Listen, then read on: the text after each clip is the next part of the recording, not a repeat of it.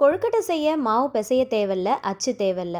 எவ்வளோ நேரம் ஆனாலும் நல்ல சாஃப்டாக இருக்கிற மாதிரி கொஞ்சம் கூட விரிசலே இல்லாமல் நல்ல டேஸ்டியான கொழுக்கட்டை எப்படி செய்யலான்றத ஒரு சில டிப்ஸ் அண்ட் ட்ரிக்ஸோட பார்க்கலாம். குழந்தைங்க கூட செய்யலாம், அந்த அளவுக்கு ஈஸியான டிப்ஸோட ஷேர் பண்ணியிருக்கேன். Hi friends, welcome back to my channel. வீடியோவை ஸ்கிப் பண்ணாமல் பாருங்கள். பார்த்துட்டு பிடிச்சிருந்துச்சுன்னா நம்மளோட சேனலை மறக்காமல் சப்ஸ்கிரைப் பண்ணிக்கோங்க. கூடவே இருக்கிற பெல் ஐக்கனையும் கிளிக் பண்ணிக்கோங்க. அப்போ தான் நான் போடக்கூடிய வீடியோஸ் உங்களுக்கு நோட்டிஃபிகேஷனாக வரும், நீங்களும் மிஸ் பண்ணாமல் பார்க்கலாம். ஃபஸ்ட்டு கொழுக்கட்டைக்கு தேவையான பூரணம் ரெடி பண்ணிக்கலாம். அடிகனமான கடாயாக பார்த்து எடுத்துக்கோங்க. 2 டேபிள் ஸ்பூன் அளவுக்கு கீ ஆட் பண்ணிக்கோங்க. தேங்காயை துருவிட்டு சேர்த்துக்கலாம். 1 கப் அளவுக்கு சேர்த்துருக்கிறேன். வாசனைக்காக ஒரே ஒரு ஏலக்காய் சேர்த்துட்டு நல்ல பொன்னிறமாகிற வரைக்கும் வறுத்துக்கலாம். நல்ல கனமான கடாயாக பார்த்து எடுத்துக்கோங்க, அப்போ தான் அடிப்பிடிக்காமல் இருக்கும். 5 நிமிஷத்துக்கு ஃபுல் சிம் ஃப்ளேமில் வச்சு நல்லா வறுத்து விட்டுக்கோங்க. நல்லா வறுத்துட்டு செய்கிறப்போ நல்ல டேஸ்ட்டாக இருக்கும், நல்ல மணமாகவும் இருக்கும். இப்போ இந்த ஸ்டேஜில் 1 கப் அளவுக்கு வெல்லம் எடுத்து வச்சுருக்கிறேன். அதில் 3/4 கப் அளவுக்கு மட்டும் நம்ம இப்போதைக்கு சேர்த்துக்கலாம். 1/4 கப் வெல்லத்தை தனியாக எடுத்து வச்சுக்கோங்க, கடைசியாக சேர்த்துக்கலாம். ஒரு 2லேருந்து 3 டேபிள் ஸ்பூன் அளவுக்கு மட்டும் தண்ணி சேர்த்துட்டு நல்லா மிக்ஸ் பண்ணி விட்டுட்டே இருக்கணும். கைவிடாமல் கிளறிட்டே இருங்க. நான் சேர்த்த வெல்லம் நல்ல நயமான வெல்லமாக இருந்ததுனால டேரெக்டாக அப்படியே சேர்த்துட்டேன். சப்போஸ் நீங்கள் எடுத்ததில் மண்ணோ இல்லை தூசி துகளோ இருந்துச்சு அப்படின்னா தனியாக அதை நல்லா கொதிக்க வச்சுட்டு அதுக்கப்புறமா வடிகட்டிட்டு சேர்த்துக்கோங்க. இப்போ இது கூடவே 2 டேபிள் ஸ்பூன் அளவுக்கு வெள்ளை எள்ளும் ஒரு சிட்டிகை அளவுக்கு உப்பும் சேர்த்துக்கோங்க. நல்லா கலந்து விட்டுட்டே இருக்கணும். கடைசியாக 1/4 கப் அளவுக்கு வெள்ளத்தை நம்ம எடுத்து வச்சுருந்தோம் இல்லையா, அதையும் சேர்த்து நல்லா கலந்துட்டே இருங்க. கொஞ்சம் கூட தண்ணி இல்லாத அளவுக்கு நல்லா கெட்டியாகிற அளவுக்கு நல்லா வதக்கி எடுத்துக்கோங்க. அப்போ தான் நம்ம பூரணத்தை கொழுக்கட்டைக்குள்ளே வைக்கும் போது வெளியில் லீக் ஆகாமல் இருக்கும். நம்ம செய்கிற பூரணமும் கரெக்டான பக்குவத்தில் இருக்கணும். அப்போ தான் கொழுக்கட்டைக்குள்ளே வைக்கும் போது விரிசல் விட்டு வெளியில் லீக் ஆகாமல் இருக்கும். ஸோ அதனால் இந்த மாதிரி நல்லா கட்டியாகிற அளவுக்கு கலந்து எடுத்துக்கோங்க. நல்லா ஆற வச்சு எடுத்துக்கோங்க. ஒரு சின்ன கிண்ணத்தில் 2 டேபிள் ஸ்பூன் அளவுக்கு வாட்டர் ஆட் பண்ணிக்கோங்க. 1 டீஸ்பூன் அளவுக்கு கீ ஆட் பண்ணி நல்லா மிக்ஸ் பண்ணி விட்டுக்கோங்க. இப்போ இது கூடவே 2 டேபிள் ஸ்பூன் அளவுக்கு மைதா மாவு ஆட் பண்ணிக்கோங்க. கொஞ்சம் கூட கட்டி இல்லாத அளவுக்கு நல்லா கலந்து எடுத்துக்கோங்க. ரொம்ப தண்ணி சேர்த்துறாதீங்க. 2லேருந்து 3 டேபிள் ஸ்பூன் அளவுக்கு மட்டும் சேர்த்துட்டு நல்லா மிக்ஸ் பண்ணிவிட்டு தனியாக எடுத்து வச்சுக்கோங்க. இப்போ ஒரு கனமான பாத்திரமாக பார்த்து எடுத்துக்கோங்க. இதில் 1/2 கப் அளவுக்கு வாட்டர் ஆட் பண்ணிக்கோங்க. எந்த கப்பில் மாவு எடுக்க போகிறீங்களோ அதே கப்பில் 1/2 கப் அளவுக்கு வாட்டர் ஆட் பண்ணிக்கோங்க. 2 டீஸ்பூன் அளவுக்கு கீ ஆட் பண்ணிவிட்டு நல்லா மிக்ஸ் பண்ணி விட்டுக்கோங்க. தண்ணி கொஞ்சம் எக்ஸ்ட்ரா கூடிட்டாலும் கவலையே இல்லைங்க. இந்த டிப்பை ஃபாலோ பண்ணுறதுனால ரொம்ப ஈஸியாக செஞ்சிடலாம். நல்லா மிக்ஸ் பண்ணி விடுங்க. நல்லா பபிள்ஸ் வர அளவுக்கு நல்லா பாயில் பண்ணிக்கோங்க. இதில் ஒரு 1/2 டீஸ்பூன் அளவுக்கு மட்டும் சால்ட் ஆட் பண்ணிக்கலாம். இது லைட்டாக கொதித்து பபிள்ஸ் வர ஆரம்பிக்கும் இல்லையா, அந்த ஸ்டேஜில் எடுத்து வச்சுருக்கிற அரிசி மாவை இது கூட சேர்த்துக்கலாம். பச்சரிசி மாவு தான் நான் இது கூட சேர்த்துருக்கிறேன். 1 கப் அளவுக்கு மட்டும் சேர்த்துக்கோங்க. நல்லா வறுத்துட்டு சேர்த்துக்கோங்க. சேர்த்துட்டு கைவிடாமல் நல்லா மிக்ஸ் பண்ணி விட்டுட்டே இருக்கணும். இந்த தண்ணியோடு சேர்த்து நல்லா கலந்து விடுங்க. நல்லா கட்டியாகிற அளவுக்கு கலந்துட்டு அதுக்கப்புறமா ஸ்டவ் ஆஃப் பண்ணிடலாம். 1 கப் அரிசி மாவுக்கு 1/2 கப் அளவுக்கு தண்ணி வச்சிங்கன்னா கரெக்டாக இருக்கும். இப்போ கடைசியாக ஸ்டவ் ஆஃப் பண்ணதுக்கப்புறமா நம்ம மிக்ஸ் பண்ணி வச்சுருந்தோம் இல்லையா மைதா மாவு, அதை இது கூட சேர்த்துட்டு நல்லா கலந்து விட்டுக்கோங்க. இது எதுக்காக சேர்க்குறோம் அப்படின்னா கொழுக்கட்டைக்கு நல்ல ஒரு ஷைனிங் கிடைக்கும். கொழுக்கட்டை விரிசல் விடாமல் இருக்கும். எவ்வளோ நேரம் ஆனாலும் நல்லா சாஃப்டாக இருக்கும். அதுக்காக தான் இதை நம்ம சேர்க்குறோம். இது ஒரு சீக்ரெட் இன்க்ரீடியன்ஸ். ஸோ இதை மிஸ் பண்ணாமல் சேர்த்துக்கோங்க. இந்த மைதா கரைசலை நீங்கள் சேர்க்கும் போது ஸ்டவ் ஆஃப் பண்ணிட்டு தான் நீங்கள் சேர்க்கணும். கடைசியாக சேர்த்ததுக்கப்புறமா நல்லா கலந்து விட்டுட்டு மூடி போட்டு ஒரு 10 நிமிஷத்துக்கு அப்படியே விட்டுடலாம். இந்த சூட்லேயே பார்த்தீங்கன்னா அந்த மாவு நல்லா வெந்து வந்துடும். ஸோ கொழுக்கட்டை நமக்கு வேக வைக்கிறது ரொம்ப கம்மியான டைமில் வேக வச்சாலே போதும்.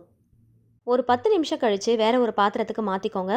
கையில் கொஞ்சமாக நெய் தடவிட்டு நல்லா மிக்ஸ் பண்ணி விட்டுக்கோங்க. ரொம்ப போட்டு அழுத்தி பிசையணும் அப்படிங்கிற அவசியம் இல்லைங்க. லைட்டாக மிக்ஸ் பண்ணாலே போதும். மாவு ரொம்ப சூடாக இருக்கும் போது பிசையாதீங்க. கை பொறுக்கிற சூடு இருக்கும் இல்லையா, ஸோ அந்த ஸ்டேஜில் லைட்டாக பிசைஞ்சு விட்டுக்கோங்க. மாவு கொஞ்சமாக கையில் எடுத்து பார்த்தீங்கன்னா கையில் ஒட்டாமல் இருக்கணும். அதே சமயத்தில் உருண்டை பிடிக்க வரணும். இதுதான் சரியான பக்குவம். இந்த மாதிரி பக்குவத்தில் பிசைஞ்சாதான் எவ்வளோ நேரம் ஆனாலும் நல்லா சாஃப்டாக இருக்கும். அதே சமயத்தில் விரிசலும் வராது. ஸோ டேரெக்டாக சுடுதண்ணியை ஊற்றி மாவை பிசைகிறத விட இந்த மெத்தடில் பிசைஞ்சிங்க அப்படின்னா ரொம்ப ஈஸியாகவும் இருக்கும். நம்ம செஞ்சு வச்சுருந்த பூரணமும் நல்லா கட்டியாயிருச்சு. அடுத்து கொழுக்கட்டை எப்படி செய்யலான்றதை பார்க்கலாம். கொழுக்கட்டை செய்கிறதுக்கு அச்சு எதுவுமே தேவையில்லை. அச்சு இல்லாமல் ரொம்ப ஈஸியாக செய்ய போகிறோம். எல்லார் வீட்லேயுமே கண்டிப்பாக லெமன் பிழியறது வச்சுருப்போம் இல்லையா, அதில் கொஞ்சமாக கீ அப்ளை பண்ணிக்கோங்க. மீடியம் சைஸில் மாவு எடுத்து நல்லா உருண்டை பிடிச்சிக்கோங்க. கொஞ்சம் கூட கிராக் இல்லாத அளவுக்கு நல்லா உருண்டை பிடிச்சிக்கோங்க. அச்சு இல்லாமல் பாலிதீன் கவர் யூஸ் பண்ணாமல் ரொம்ப ஈஸியான மெத்தடில் செய்ய போகிறோம். ஸோ வீடியோவை ஸ்கிப் பண்ணாமல் பாருங்கள். நல்லா உருண்டை பிடிச்சதுக்கப்புறமா இந்த லெமன் பிழியறது இருக்கு இல்லையா, அதுக்குள்ளே வச்சுக்கலாம். ஒவ்வொரு வாட்டியும் மாவு எடுக்கும் போது தட்டு போட்டு மூடிடுங்க. இல்லைன்னா மாவு கொஞ்சம் காஞ்சி போன மாதிரி ஆகிடும். இப்போது லெமன் பிழியறதுக்குள்ளே வச்சுருங்க. வச்சுட்டு லைட்டாக ப்ரெஸ் பண்ணாலே போதும். ரொம்ப போட்டு அழுத்தணும் அப்படிங்கிற அவசியம் இல்லைங்க. மாவு நல்லா சாஃப்டாக பிசைஞ்சிருக்கிறதுனால லைட்டாக ப்ரெஸ் பண்ணாலே போதும். அழகாக ரவுண்டு ஷேப்புக்கு வந்துடும். இதை அப்படியே நேக்காக உள்ளேருந்து வெளியில் எடுத்துடலாம். இந்த மாவு நல்லா திக்காக இருக்கும். 2 கைகளையுமே யூஸ் பண்ணிக்கோங்க. உள்ளே இந்த மாதிரி விரல்களை வச்சு நல்லா சுற்றி விட்டு நல்லா அழுத்தி விட்டீங்க அப்படின்னா மாவு நல்லா விரிஞ்சு கொடுக்க ஆரம்பிக்கும். இந்த மாதிரி அழுத்தி விடும்போது ரொம்ப ஈஸியாக தான் இருக்கும். ஏன்னா ஆல்ரெடி வந்து மாவை நல்லா வேக வச்சுருக்கோம்.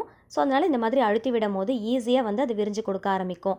ஸோ இப்போ இதுக்குள்ளே நம்ம ரெடி பண்ணி வச்சுருக்கிற பூரணத்தை கொஞ்சமாக எடுத்து வச்சுக்கலாம். கொழுக்கட்டைக்குள்ளே பூரணம் வைக்கும்போது அளவோடு பார்த்து வைங்க. அளவுக்கு அதிகமாக வச்சுட்டா கூட கொழுக்கட்டையில் சீக்கிரமாக விரிசல் விட்டு உள்ளே இருக்கிற பூரணம் வந்து வெளியில் வர ஆரம்பிக்கும். ஸோ வச்சதுக்கப்புறமா லைட்டாக இந்த மாதிரி 2 பக்கமும் ப்ரெஸ் பண்ணி விட்டுக்கோங்க. ரொம்ப ப்ரெஸ் பண்ணணும் அப்படிங்கிற அவசியம் இருக்காது. மாவு நல்லா சாஃப்டாக இருக்கிறதுனால லைட்டாக ப்ரெஸ் பண்ணிவிட்டு இந்த மாதிரி அழுத்தி விட்டுக்கோங்க. லைட்டாக அழுத்தி விட்டாலே போதும், நல்லா ஒட்டிக்கும். இப்போ நமக்கு தேவையான ஷேப்பில் கொழுக்கட்டை ரெடி ஆயிடுச்சு. இதே மாதிரி நான் இன்னொன்றும் செஞ்சு காட்டுறேன், பார்த்துக்கோங்க. அச்சு இல்லாமல் பாலிதீன் கவர் யூஸ் பண்ணாமல் ரொம்ப ஈஸியாக இந்த லெமன் பிழியறதை வச்சு ரொம்ப ஈஸியாக செஞ்சிடலாம். குழந்தைங்க கிட்ட சொல்லி கொடுத்தா கூட அவங்க கூட ரொம்ப ஈஸியாக செய்வாங்க. ஸோ கண்டிப்பாக இதே மாதிரி நீங்களும் ட்ரை பண்ணி பாருங்கள். ரொம்ப ரொம்ப ஈஸியாக இருக்கும். இதை செய்யறதுக்கும் ரொம்பவே இன்ட்ரெஸ்டிங்காக இருக்குங்க. ஸோ கண்டிப்பாக நீங்களும் ட்ரை பண்ணி பார்த்துட்டு ஃபீட்பேக்கில் ஷேர் பண்ணுங்கள்.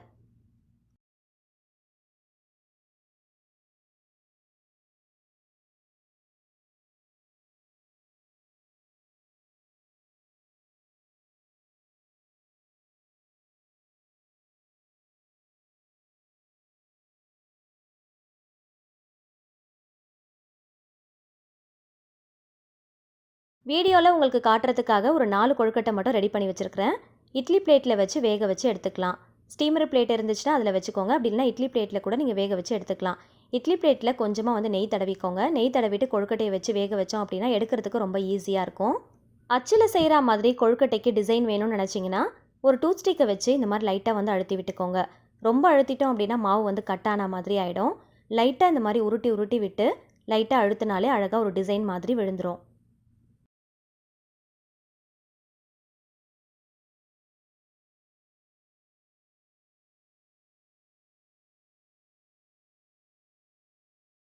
கொழுக்கட்டைகள் ரெடி ஆயிடுச்சு. பாத்திரத்தில் வச்சு வேக வச்சு எடுத்துக்கலாம். இட்லி பாத்திரத்தில் கொஞ்சமாக தண்ணி வச்சுக்கோங்க. மீடியம் ஃப்ளேமில் வச்சு நல்லா கொதிச்சு வரும்போது தட்டை உள்ளே வச்சு மூடி போட்டு ஒரு 5 நிமிஷத்துக்கு மட்டும் வேக வச்சா போதும். ரொம்ப நேரம் வேக வைக்கணும் அப்படிங்கிற அவசியம் இல்லை. மாவை நல்லா தண்ணியில் வேக வச்சுட்டு தான் நம்ம செஞ்சுருக்கிறோம் இல்லையா? ஸோ அதனால் ஒரு 5 நிமிஷத்துக்கு மட்டும் வேக வச்சாலே போதும். இப்போ ஓப்பன் பண்ணி பார்க்கலாம். கொஞ்சம் கூட விரிசலே இல்லாமல் ரொம்ப சூப்பராக வெந்து வந்திருக்கு பாருங்கள். ஸோ இதே மாதிரி நீங்களும் கண்டிப்பாக ட்ரை பண்ணி பாருங்கள். உடனே தட்டில் இருந்து எடுத்துடாமல் ஒரு 10 நிமிஷத்துக்கு அப்படியே விட்டுருங்க. அதுக்கப்புறமா எடுத்தீங்க அப்படின்னா இட்லி பிளேட்டில் கொஞ்சம் கூட ஒட்டாமல் வரும். எடுக்கிறதுக்கும் ரொம்ப ஈஸியாக இருக்கும். நான் எடுத்த 1 கப் மாவில் 8 கொழுக்கட்டை கிட்ட வந்துச்சு. இப்போ இந்த கொழுக்கட்டை செம்ம சாஃப்டாக இருக்குது. இதை நான் உங்களுக்கு கட் பண்ணி காட்டுறேன் பாருங்கள். கொஞ்சம் கூட எந்த பக்கமும் விரிசலே வரலை. ஸோ இதே மெத்தடில் நீங்களும் ட்ரை பண்ணி பாருங்கள். ரொம்ப ரொம்ப ஈஸியாக செய்யலாம். கட் பண்ணி பார்க்கும் போதே தெரியும், செம்ம சாஃப்டாக இருக்கும். எவ்வளோ நேரம் ஆனாலும் இதே மாதிரி சாஃப்டாக கொஞ்சம் கூட விரிசல் இல்லாமல் இருக்கும். ஸோ கண்டிப்பாக நீங்களும் இதே மெத்தடில் ட்ரை பண்ணி பாருங்கள். வீடியோ பிடிச்சா லைக் பண்ணுங்கள். உங்களோட ஃபேமிலி அண்ட் ஃப்ரெண்ட்ஸ் கூட ஷேர் பண்ணிக்கோங்க. அவங்களுக்கும் ரொம்பவே யூஸ்ஃபுல்லாக இருக்கும்.